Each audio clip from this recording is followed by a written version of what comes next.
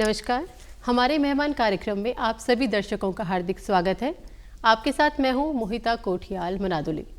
दर्शकों, जैसे कि आप जानते हैं कि हमारे मेहमान कार्यक्रम में हम उन शख्सियत को आमंत्रित करते हैं जो सिर्फ सपने नहीं देखते बल्कि उन्हें पूरा करने का हौसला भी रखते हैं।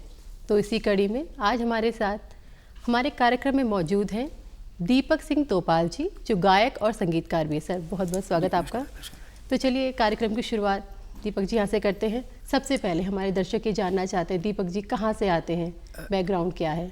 जी मैम, मैं कर्णप्याग का मूल निवासी हूँ और वैसे मेरा घर जो है वो देहरादून में है। अब मैं यहीं रज बस गया हूँ और मेरा जो स्टूडियो है वो देहरादून में ही है। तो जी मैम। जी दीपक जी, अगर आपके सफ़र की हम अब यहाँ पे बात करेंगे, आप गायक भी हैं, संगीतकार भी हैं, अपने संगीत लिखते भी हैं, सब कुछ करते हैं। इस सफ़र की शुरुआत कैसे हुई? मैम, मैं जब छोटा था तो मेरी मदर भी गाया करती थी, तो मुझे ऐसा लगता था कि मुझे भी गाना चाहिए। और संगीत जो है एक बहुत अच्छी चीज़ है जो हर किसी को अच्छी लगती है। तो एक दूसरे को जोड़े रखती है। जी, एक दूसरे को जोड़े रखती है। और मुझे जो संगीत में जो बात है वो मुझे बड़ी पसंद थी। तो इसी प्रकार से मैं गाना गाता गया और मुझे कहीं ना कहीं फील होता था कि मैं ख़राब गा रहा हूँ या अच्छा गा रहा हूँ। ये मुझे मतलब कहीं ना कहीं संगीत आपको अपील करता था बचपन से ही। मुझे लग जाता था कि पता कि ये चीज़ ख़राब गा रहा हूँ या सही गा रहा हूँ। तो इसी प्रकार से करते करते मैं सीख गया। मैं मतलब ये कह सकते हैं कि आप इंस्पायर जो है अपनी माता जी से हुए हैं कि माता जी गाती थी, आपने उनको सुना, उनको देखा, जी, उनकी वजह से आप इस क्षेत्र में आए हैं। जी। शुरुआत अगर हम कहें आपके सफ़र की शुरुआत, जी, जब 9th क्लास में थे तब आपने एक गाने की 4 लाइनें लिखी थी, वहाँ से आपके सफ़र की शुरुआत हुई है। वो गाने की 4 लाइनें? जी मैम, 4 लाइनें थी मैम। एक लड़की मुझे देखती है मगर बोलती कुछ नहीं, मैं क्या करूँ, ये 4 लाइनें थी। और ये कुछ सालों बाद ऐसा हुआ कि ये जैसे मैंने कंपोज की थी, जैसे मैंने लिखी थी ये 4 लाइनें, ठीक वैसे लाइनें ये एक मूवी है शरारत मूवी, अभिषेक बच्चन की आई थी। तो उनकी मूवी में सेम 4 लाइनें सेम तरीके से गाई गई थी। और मुझे तब जाके फील हुआ था कि कहीं ना कहीं मेरे अंदर एक कंपोज़र है, एक सिंगर है और एक लेखक भी है। तो ये सिलसिला आगे चलता गया। बहुत छोटी उम्र थी आपकी जब आपने 4 लाइनें लिखी थी और उसके बाद एक मूवी में सेम उसी तरह की कुछ लाइनों का आना कहीं ना कहीं आपके आत्मबल को उसने बढ़ाया होगा। बिल्कुल। ये ऐसा लगता है जैसे आपको गुरु मिल गया हो कोई, ऐसे मतलब बिना ढूंढे कोई गुरु मिल गया हो। ऐसा मुझे फील हुआ कि ये फिल्म, ये जो गाना है ये मुझे बता रहा है कि आप में ये चीज़ है, मतलब इस क्षेत्र में आगे आ सकते हैं। जी मैम। तो जब आपने उस मूवी में अपने मतलब उस 4 लाइनें से मिलती जुलती लाइनें सुनी तो कहीं ना कहीं आपको तब यह एहसास हुआ कि मुझे इस क्षेत्र में आगे आना चाहिए। जी मैम। उसके बाद आपका सफ़र आगे कैसे बढ़ा, क्योंकि बहुत छोटी उम्र थी, 9th क्लास में आप थे जब आपने ये 4 लाइनें लिखी थी? जी मैम। तो मैम मैं गाता गया। जैसे कोई गाने आते, पहले टेप रिकॉर्डर था, तो टेप रिकॉर्डर में क्या होता था, कैसेट लगा करके हम लोग सुनते थे। तो जैसे कोई गा रहा है उसके पीछे ही हम गाते थे। कोई सिंगर गा रहा है तो उनके पीछे हम गाते थे, पीछे या साथ में गुनगुनाते थे। तो ऐसा लगता था कि जैसे कहीं ना कहीं आवाज़ मैच खा रही है, आवाज़ मैच कर रही है। तो हमें लगता था कि हम अच्छा गा रहे हैं, और कहीं मैच नहीं करते थे, हमें लगता था कि हमने अच्छा नहीं गाया। तो ऐसे करते करते विभिन्न कैसेटों को सुनना, उनको लगाना, हमें ऐसा लगता था कि फिर तब ये चीज़ आ गई, ये चीज़। जी मैम। तो फिर करते करते और इसी प्रकार से मैम दोस्तों से पूछते हुए कि हम अच्छा गा रहे हैं, क्या हम अच्छा नहीं गा रहे हैं। तो दोस्त बताते थे कि हाँ आपने अच्छा गाया, आपने नहीं अच्छा गाया। तो ये कमियां जो है दोस्तों, मेरे जो दोस्त हैं उन्होंने ही कहीं ना कहीं मुझे आगे बढ़ाने में आपके दोस्तों का बहुत बड़ा हाथ रहा है यहाँ पे, क्योंकि उन्होंने ही आपको इंस्पायर भी किया, उन्हें बताया भी कि आप बेहतर कर रहे हैं या बेहतर कर सकते हैं। यहाँ पे दीपक जी बातचीत तो यहाँ पे चलती रहेगी। पहला गाना जो आपका था शामे मेरी, हम चाहेंगे कि हमारे दर्शकों को आप वो सुनाइएगा। बिल्कुल मैम, बिल्कुल।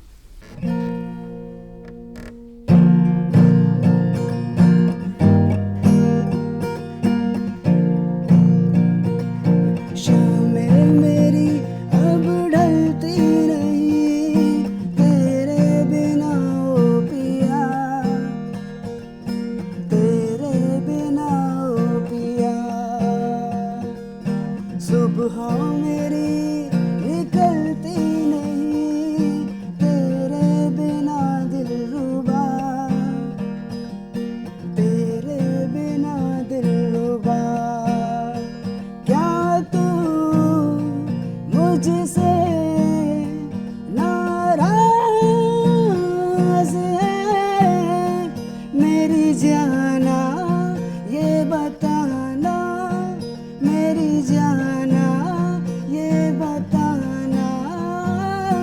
किस्मत मेरी संवरती नहीं तेरे बिना ओ पिया,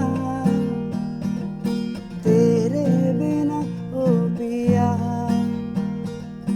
धड़कन मेरी अब चलती नहीं तेरे बिना ओ पिया,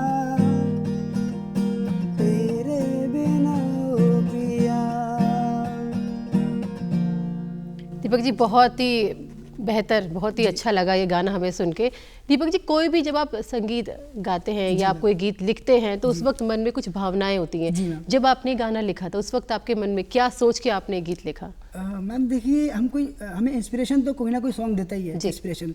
अब हम कोई गाना जो हमें अच्छा लगता है उस समय हमारा वैसा मूड होता है तो हमें वो सुन करके इंस्पिरेशन आती है अंदर से। तो वही चीज़ें जो एक संगीतकार को आगे बढ़ाती है। अब जैसे कोई भी संगीतकार लीजिए तो उनके कुछ ना कुछ ऐसे फेवरेट संगीतकार होंगे जिनका उन्होंने सॉन्ग सुने होंगे। तो वही सॉन्ग सुनते सुनते कहीं ना कहीं एक लगता है कि हमें भी सॉन्ग क्रिएट करना चाहिए। तो कहीं ना कहीं वो चीज़ थीम और इंस्पिरेशन के ठीक है। तो आपके फेवरेट सिंगर्स कौन है जिनको सुन के आप इंस्पायर हुए, आपने बहुत इतना अच्छा गाना लिखा? जी मैम, लक्की अली हो गए और शान जी हो गए, सुखविंदर, के और इस प्रकार से लंबी लिस्ट है जी जिनसे आप इंस्पायर जिनके गाने आप सुनते हैं। जी जी। दीपक जी, ये आपने पहला गाना जब आपका आया तो इसका रिस्पांस कैसा था? कैसे, मतलब आपके जो फ्रेंड्स हैं, क्योंकि आपको आगे बढ़ाने में उनका बहुत बड़ा हाथ है, आपकी फैमिली है जिसने आपको सपोर्ट किया, उनका क्या रिस्पांस था? मैम देखिए, ये सॉन्ग आया तो कहीं ना कहीं मुझे फ्रेंड्स को बताने के लिए हुआ कि देखो मैंने सॉन्ग बनाया है और ये कंपोज किया है और आपको कैसा लग रहा है। तो लोगों ने सुना, कई जो अननोन पर्सन्स भी थे उन्होंने सुना तो सबको अच्छा ही लगा। तो मुझे भी कहीं ना कहीं एक गर्व फील हुआ कि मैंने एक पहला सॉन्ग अपना बना दिया है। और फिर मुझे लगा कि मुझे यहाँ पे नहीं रुकना चाहिए, आगे भी बढ़ना चाहिए। और मुझे जो चीज़ लैक करती थी कि भाई आपके पास इंस्ट्रूमेंट नहीं है, स्टूडियो नहीं है, ये सब नहीं है, तो वो चीज़ मेरे पास, मतलब मुझे ऐसा फील होने लग गया कि अब ये चीज़ मेरे पास आ गई है। जी बिल्कुल। तो ये तो आप ये कह सकते हैं कि इंस्पायर इंसान होता है, जब कुछ बेहतर करता है तो वो और खुश होता है। जब आसपास के लोग आपको कहते हैं कि नहीं आप अच्छा कर रहे हैं और बेहतर कर सकते हैं तो आप और आगे बढ़ते हैं। ये शुरुआत थी आपकी। कभी ऐसा लगा कि अब मैं ठीक है, अब मैं थोड़ा गाने भी लगा हूँ, लोग मुझे पसंद भी करने लगे, कभी सोचा कि चलते हैं हम मुंबई चलते हैं? मैं मुंबई में बीच में गया था। दरअसल मैम ये मैंने स्टूडियो की शुरुआत, जैसे बोलते हैं ना कि आपको कुछ, आप जब तक कुछ हाथ पैर नहीं मारते तब तक आपको आइडिया नहीं होता किसी फील्ड का।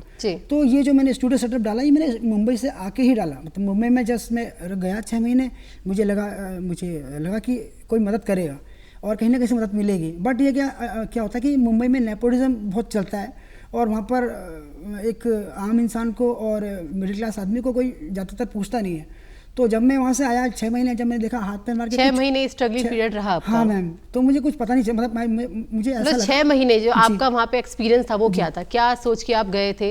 क्या आपको वहाँ से हासिल हुआ? कुछ सीख के तो वहाँ से भी आए होंगे आप? जी मैम, मैंने ये देखा मैम कि पहले जो मैं जब मुंबई में था तो 1 रूम था और थोड़ा मतलब जैसे बोलते हैं कि एक कमरा होता है नॉर्मल सा, तो उसमें लगभग 5-6 लोग रहते थे हम लोग।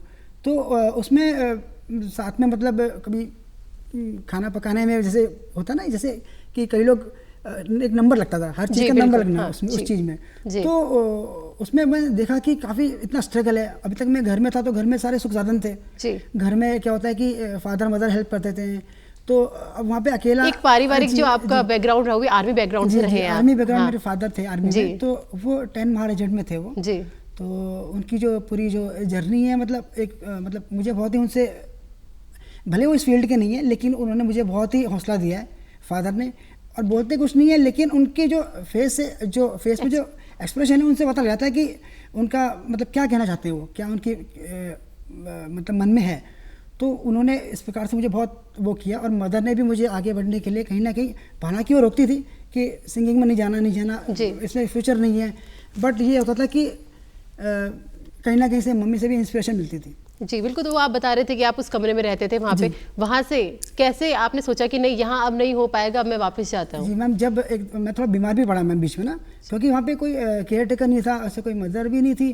तो बीमार पड़ा मैं काफ़ी वहाँ पे लास्ट के महीनों में। तो मुझे लगा अब तो मतलब मुझसे नहीं हो रहा, अब मुझे जाना चाहिए वापस। ठीक। तो मैम ये चीज़ है। तो फिर वहाँ से आप वापस आ गए। जी, जी। फिर वहाँ से आप देहरादून आए, फिर आपने सोचा कि अब मैं अपना सेटअप बनाता हूँ। तो सेटअप बनाने के दौरान जी, की जी। मुश्किलें, जी जी कितना मुश्किल था और किस तरह आपने उस चीज़ को आसान बना दिया? पहले R&D की रिसर्च किया मैंने, पहले यूट्यूब पर रिसर्च किया कि कैसे कैसे स्टूडियो बन सकता है, और फिर फादर मदर ने भी हेल्प की कि मतलब जो फाइनेंशियल हेल्प होती है। फिर देखा कुछ चीज़ें कुछ कम ज़्यादा हुआ जो चीज़ें हैं, तो वो चीज़ें फिर जैसे जैसे हो गई, मतलब भगवान की कृपा से वो चीज़ हो गई है। तो फिर इस प्रकार से सेटअप बनाया, और फिर एक टाइम होता है कि आपको अपने सेटअप तो क्रिएट कर लिया, बट वो काम सीखना पड़ता है। तो काम सीखने के लिए मुझे थोड़ा टाइम लगा, तो मतलब लगभग 6 महीने करीब मुझे काम सीखने के लिए लगा। वो 6 महीने तक स्टूडियो मतलब बिल्कुल ही मतलब अच्छा, मतलब आपने बना तो दिया था, लेकिन वहाँ से काम स्टार्ट नहीं हुआ था। फिर 6 महीने मुझे काम सीखने में लगे, और दिन रात मैंने मेहनत से काम सीखा। आपने सब कुछ अकेले ही किया? जी जी जी मैम, जी मैम, अकेले। मेरे साथ में भाई का भी मेरा हाथ है, भाई मेरे जो हैं देखिए ये वर्क जो टीम वर्क होते हैं, तो जी, मतलब जी, वही कह रही हूँ कि उस हिसाब से अगर देखा जाए एक फैमिली का टीम वर्क होता है मैम। हाँ। अगर आपको बाहर से मदद नहीं मिल रही, तो आपको फैमिली के टीम वर्क से मदद मिलेगी। एक फैमिली में अगर आपके फादर मदर सपोर्ट कर रहे हैं, भाई बहन सपोर्ट कर रहे हैं, सब वही है, सपोर्ट कर मतलब रहे हैं। आपको कोई सपोर्ट करने के लिए चाहिए, क्योंकि काम ऐसा है कि आप अकेले नहीं कर नहीं सकते मैम, हो। अकेले, हाँ, हाँ मैम। तो यहाँ आपकी फैमिली ने आपको बहुत सपोर्ट किया मैम। जी मैम। कि मतलब आपका सेटअप बन गया है, जी, सेटअप जी। तैयार करके आपको देते हैं, क्योंकि आपकी फाइनेंशियली हेल्प भी करते हैं। जी। उसके बाद आप काम सीखते हैं। जी जी जी, उसका मतलब काम, हाँ मैम, काम ऐसा है कि मैं मम्मी से आगे था मैं, तो मुझे लगा कि काम सीखने की ज़रूरत है। ठीक है। जी मैम, तो ये चीज़ हुआ। ठीक है सर। इसके दीपक जी, इसके बाद कौन सा जो नेक्स्ट गाना आपका आया जिसमें आपने काम किया, वो गाना हमें सुनाए कोई? मैम इसका काफ़ी सारे गाने आए, और एक मेरा अभी रिसेंटली गाना है सज़ा। सजा। जी मैम, सज़ा। जी, तो वही सुनाए हमारे दर्शकों को। जी मैम।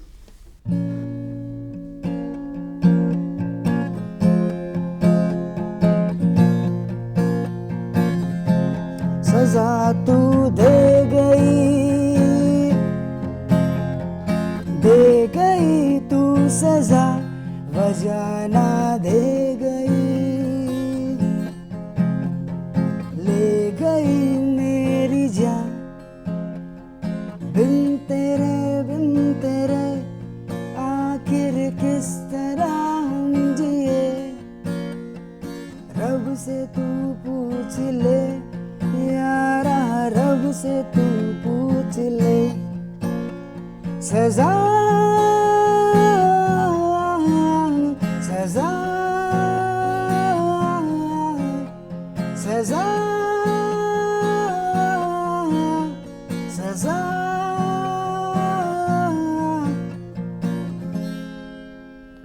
बहुत खूबसूरत। दीपक जी, जब आपने अपने सफ़र की देहरादून में, आप कहेंगे देहरादून से आपकी शुरुआत जो हुई है, यहाँ पे स्टूडियो सेटअप हो गया आपका, फिर आपने सोचा कि अब जब आपने काम सीखना शुरू किया यहाँ पे, तब उसके बाद जो आपके यहाँ पे सफ़र की शुरुआत हुई, आपने अपने साथ और कलाकारों को जोड़ा होगा, उनके साथ काम किया होगा, वो कैसे हुआ?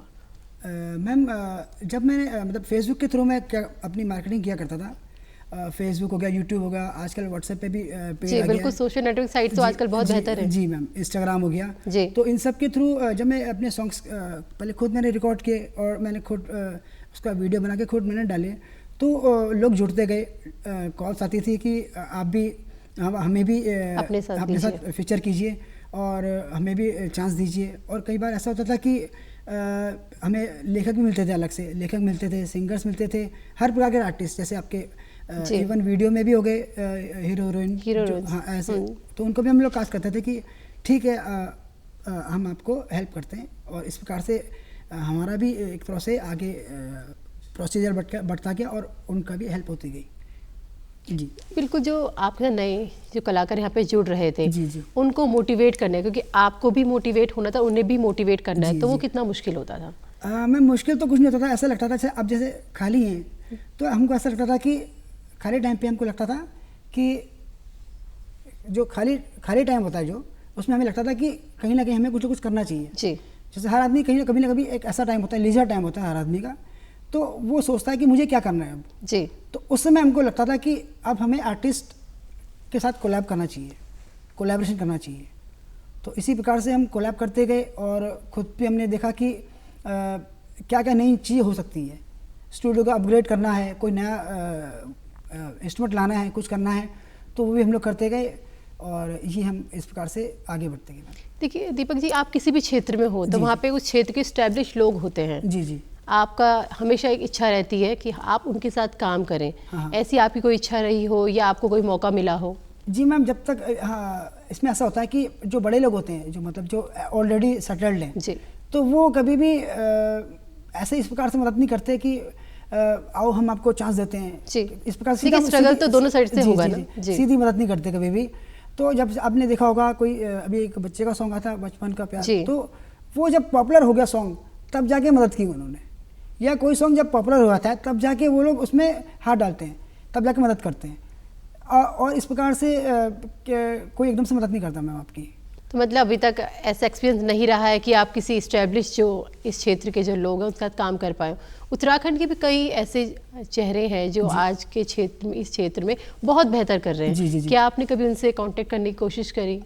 मैम वैसे मैंने कोशिश तो नहीं की, क्योंकि मेरा जो जॉनर है मेनली मेरा हिंदी है, हिंदी में पॉप जॉनर है। तो अभी जो यहाँ के जो आर्टिस्ट है गढ़वाली, मेनली गढ़वाली पे फोकस करते हैं। बट मैं ऐसा चाहूँगा कि आगे आने वाले टाइम पे हिंदी को भी, क्योंकि हिंदी हमारी राष्ट्रभाषा है है ना, राष्ट्रभाषा तो है हिंदी, राज्यभाषा भले ही हमारी गढ़वाली हो लेकिन राष्ट्रभाषा हमारी हिंदी है। तो हिंदी अब हम बात भी कर रहे हैं तो हिंदी में ही कर रहे हैं। जी बिल्कुल। तो हिंदी जो लैंग्वेज है उसमें भी सॉन्ग्स आने चाहिए। उत्तराखंड से बहुत सारे आर्टिस्ट हैं ऐसे अच्छे आर्टिस्ट। बिल्कुल सही बात है। जी मैम। जी बिल्कुल। देखिए आपका एक गाना आया था कर दुआ। जी जी जी। कर दुआ हम चाहेंगे, वो थोड़ा फेमस भी आपका बहुत रहा था, हम चाहेंगे कि हमारे दर्शकों को गाना सुनाएं। जी जी मैम।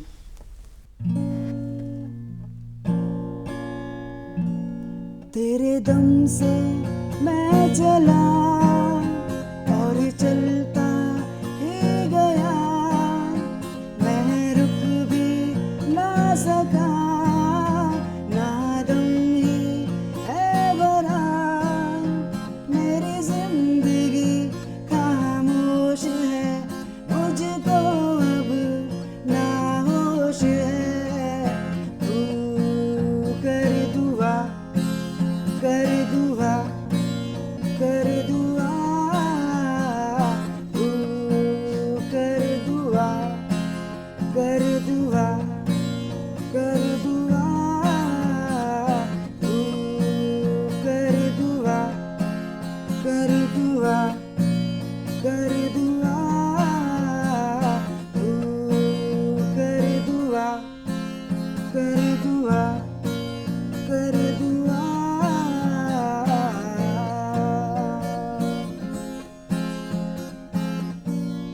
बहुत बढ़िया। दीपक जी, आपके इस सफ़र के दौरान कोई ऐसा वक्त रहा हो जो आपको बहुत इमोशनल करता हो, जो आपको अपील करता हो? मैम ऐसे बहुत सारे टाइम आए और मैं समझता हूँ कि हर आर्टिस्ट के लाइफ में आते हैं ऐसे टाइम। मुझे जब मेरा पहला ऑडिशन था, मैं शायद 9th या 10th में ही रहूँगा, तो हैदराबाद में था। हैदराबाद में अदनान सामी जी आए थे, तो अदनान सामी जी ने ऑडिशन लिया था। और उस समय मैंने शायद जो मैं आपसे बोल चुका हूँ कि पहले ये जो गाना था एक लड़की मुझे दिखती है मगर, तो यही मैंने सुना था अदनान सामी, सॉरी ये नहीं, ये भी सुना था और दूसरा भी सुना था। तो 2 सॉन्ग मैंने सुनाए थे। तो जब अदनान सामी जी ने सुना तो उन्होंने बोला कि आप एक बेहतर कंपोजर बन सकते हैं आगे जाकर। तो वो बात मुझे मतलब वो बात मुझे फील कर गई कि तो उसी बात को मैंने ध्यान में रखते हुए, और जितने लोगों ने मुझे मतलब जितने लोगों ने सपोर्ट किया है कि आप अच्छा गा रहे हैं, आप अच्छा गा रहे हैं, तो उन लोगों का मैंने मान रखा मैम। उन लोगों का मैंने एक तरह से मैंने आज मेरे दोस्त लोग देखते हैं, पुराने दोस्त लोग देखते हैं, तो वो बोलते हैं कि आप एटलीस्ट अगर उस जगह पे नहीं हो, हाई पोजीशन पे नहीं हो, तो एटलीस्ट आप कुछ ना कुछ तो आप कर ही रहे हो, अच्छा कर रहे हो। जी दीपक जी, ये तो मेहनत है, आप धीरे धीरे मेहनत करते रहेंगे और आप आगे बढ़ते रहेंगे, क्योंकि ये जो विधा है ये तो निखरती जाती है, तो इसमें तो सतत प्रक्रिया तो चलती ही रहेगी। अभी आपको क्या लगता है कि अभी अगर उत्तराखंड की हम यहाँ पे बात करें, आपको कितना यहाँ से सपोर्ट मिल रहा है, आप और आगे क्या करना चाहते हैं? हाँ मैम, यहाँ पे हिंदी का सपोर्ट वैसे कम ही है नॉर्मली, गढ़वाली पे यहाँ पे ज़्यादा चलता है, बट ये ऐसा नहीं है कि बिल्कुल ही सपोर्ट नहीं है। कई तो कलाकार के ऊपर है, अगर कलाकार जिस विधा को लेके आगे बढ़ता है, जैसे गाने बनाता है। हाँ मैम, ये ऐसा होता है कि देखिए जैसे गुजरात है, गुजरात में गुजराती चलती है, तो नॉर्मल गुजराती गाने ही ज़्यादा फेमस होंगे, और पंजाब है, पंजाबी गाने ज़्यादा फेमस होंगे। तो इसी प्रकार से क्षेत्र से मतलब संबंधित जो भाषाएं होती है, उन भाषाओं के जो गाने होते हैं वो पहले फेमस होते हैं उस क्षेत्र में। तो मैं चाहूँगा कि उत्तराखंड है यहाँ पे संस्कृत भी लैंग्वेज है, इवन श्लोक वाले गाने भी आए और गढ़वाली गाने भी आए, हिंदी गाने भी आए, सभी प्रकार के गाने यहाँ पे आए। और जौनसारी भी है, जौनसारी गाने भी आए। हमारे जो जुबिन नौटियाल हैं वो एक प्रकार से आगे लेके जा रहे हैं संस्कृति को, और उन्होंने मतलब बहुत ही मतलब कीर्तिमान स्थापित किए हैं। तो मैं भी चाहूँगा कि कहीं ना कहीं जो आर्टिस्ट जो आ रहे हैं आजकल, जो मतलब बहुत ही टैलेंटेड आर्टिस्ट हैं, मतलब आप देख सकते हैं जी YouTube में। बिल्कुल। जी जी दीपक जी, एक आपका सॉन्ग आया था अरसा हो गया, जी जी जी, हम चाहेंगे वो गाना आप जी, हमारे दर्शकों को जी, सुने। जी मैम। गम सीने से लगा जो तू हुआ है जुदा, गम सीने से लगा जो तू हुआ है जुदा, कि तुझसे मिले बिना एक अरसा हो गया, कि तुझसे मिले बिना एक अरसा हो गया। मेरी थी क्या खता तू मुझको ये बता, मेरी थी क्या खता तू मुझको ये बता, कि तुझसे मिले बिना एक अरसा हो गया, कि तुझसे मिले बिना एक अरसा हो गया, अरसा हो गया, एक अरसा हो गया, अरसा हो गया, एक अरसा हो गया। इस इश्क में मैं तेरे पल पल हूँ, हर पल जिया, फिर भी न आना तेरा क्यों अजनबीपन बना, कि तेरे इश्क में दीवाना बन गया, कि अपने प्यार का अफसाना बन गया। तेरी याद जो आती है तो मैं सहम जाता हूँ, तेरी याद जो आती है तो मैं सहम जाता हूँ, कि तुझसे मिले बिना एक अरसा हो गया, कि तुझसे मिले बिना एक अरसा हो गया। दीपक जी, इस गाने के जो बोल हैं वो बहुत ही अपील करते हैं आपको, क्योंकि बहुत आपने, मुझे लगा जिसने भी लिखा, आपने लिखा है मैंने सॉन्ग? लिखा है। हाँ, तो ये सॉन्ग आपने बहुत मतलब दिल से कहते हैं ना, शब्द बहुत ही अच्छे हैं इस सॉन्ग के। आप कुछ कवर सॉन्ग भी आपने गाए हैं, तो कौन, क्या सोच के? कुछ कवर सॉन्ग मतलब जो हाँ, जो कवर सॉन्ग आपने जो गाए हैं। जी जी जी, तो कवर सॉन्ग में मैं जब बनाता था तो मैं मुझे लगता था कि जो एक तरह से जिसे बोलते हैं कि ये मेरा गाना कैसे बना है और मेरा गाना कैसा है, कंपैरिजन करते थे कंपैरिजन आप। करने के जी, लिए। बिल्कुल। तो उससे क्या होता था कि मुझे पता रहता था कि कितने, जैसे 10 में से कितने पॉइंट उसको मिलेंगे मेरे गाने को, और तो कितना सिमिलर है। मतलब आप अपने गानों को कंपेयर भी खुद ही हाँ, करते थे, अपने मार्क्स भी आप खुद ही देते थे कि हाँ, ताकि मैं वैसा लगे कि उसमें कितना परसेंट, कितना मतलब कितना मेरा जो है टैलेंट निखर रहा है। तो ये उससे मुझे पता रहता था जब कवर सॉन्ग में बनाता था। तो उससे मुझे मैंने डिफरेंट कवर सॉन्ग्स बनाए, अलग अलग टाइम पे अलग अलग प्रकार के कवर सॉन्ग्स बनाए। तो मुझे कहीं ना कहीं मुझे म्यूज़िक में और एफिशिएंसी आती थी मैम, म्यूज़िक में। जी जी। तो कोई कवर सॉन्ग सुनाए हमें। जी मैम, जी मैम। भुला दो वो बातें पुरानी जो दिल को जलाती रही, वो यादें तुम्हारी, वो बातें तुम्हारी जो हमको सताती रही।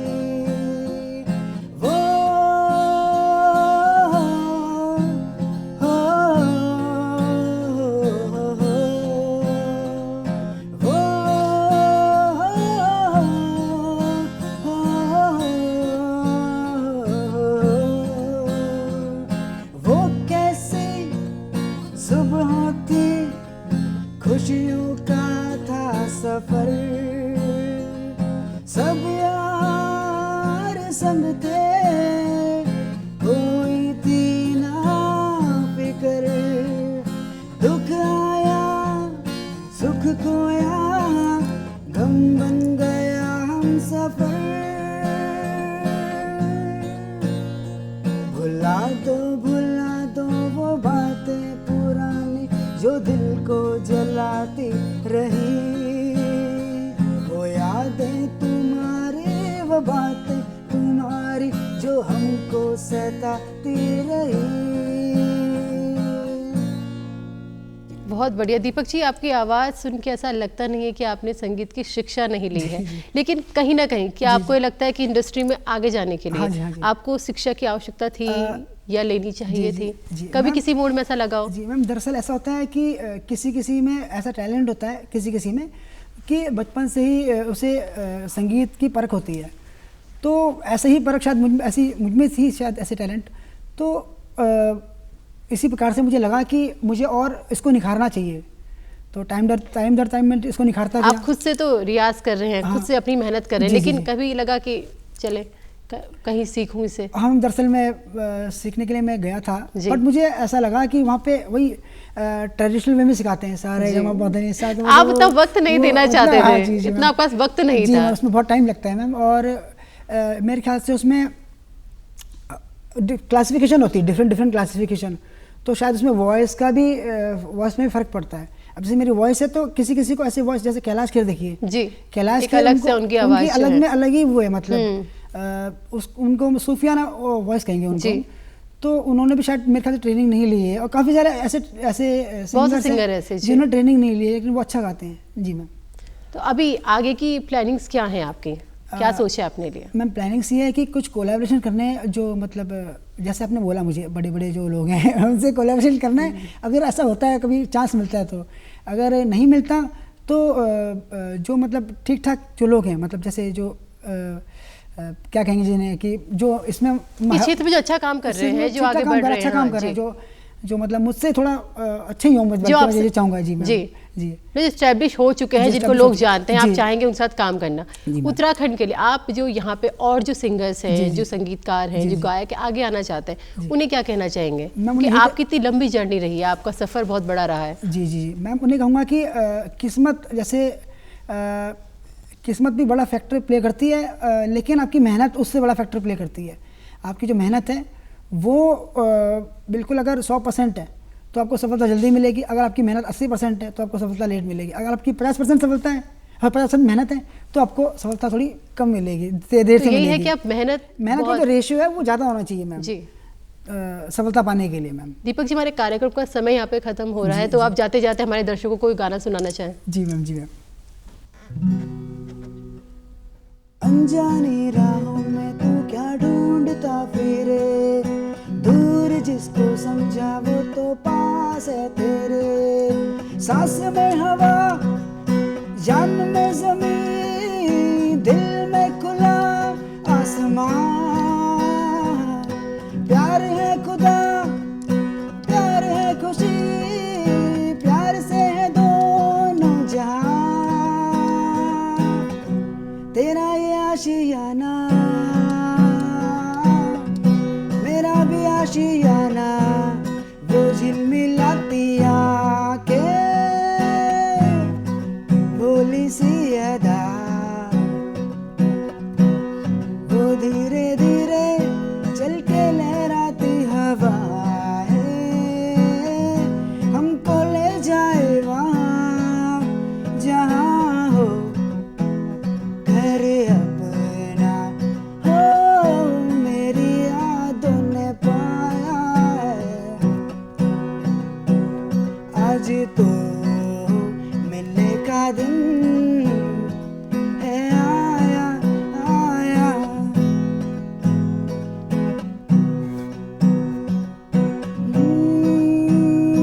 दर्द में भी ये लब मुस्कुरा जाते हैं, बीते लम्हे हमें जब भी याद आते हैं, बीते लम्हे।